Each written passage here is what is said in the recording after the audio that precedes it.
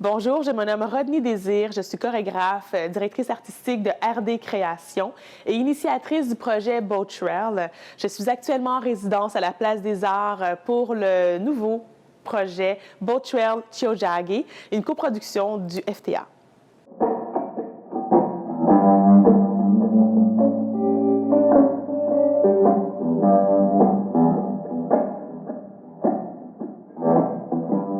La résidence à la Place des Arts m'a permis de me poser dans un lieu où le calme, le calme existe. Puis je précise, étant dans le troisième sous-sol, ça m'a forcé à vraiment rentrer à l'intérieur de moi-même, de même que pour les artistes. Donc, on se trouvait dans un lieu qu'on connaît, la Place des Arts, mais dans un lieu intemporel. Et cet espace-là est assez magique pour se créer un espace, un safe space qu'on appelle, un espace où on peut se dire ce qu'on pense, où on peut se dire ce qu'on vit. Et sur les 4 heures de répétition, par exemple, bien, 3 heures et demie servaient à la conversation, mais le moment où je me levais de ma chaise et où les musiciens et musiciennes se levaient pour jouer et moi danser, bien, c'était la bonne foi. Le projet Boat Trail part d'une œuvre chorégraphique qui s'appelle Boat, qui aborde à la base la migration-déportation.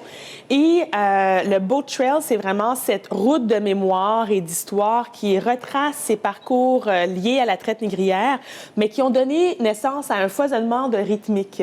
Et moi, c'est à partir de ça que je m'inspire. Donc, je reprends mon œuvre Canva, Boat, qui est un solo avec 3 boîtes de bois, et je la teinte de l'empreinte du territoire où je me rends. Ce qui veut dire que je passe toujours 30 jours.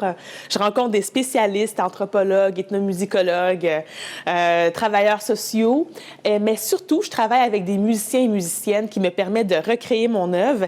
Et au bout des 30 jours, bien, ces entrevues, ces moments de création aboutissent en la présentation d'une nouvelle œuvre qui s'appelle, par exemple, dans ce cas-ci, l'œuvre Boat Trail Tiohtià:ke.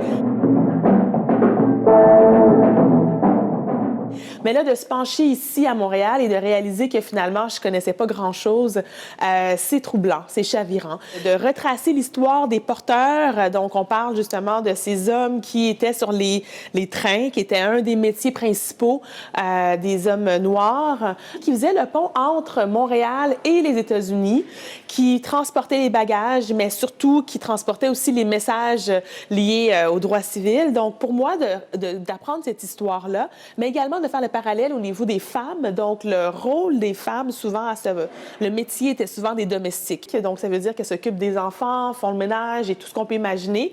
Il y avait énormément d'abus et je vous épargne les détails que vous pouvez imaginer.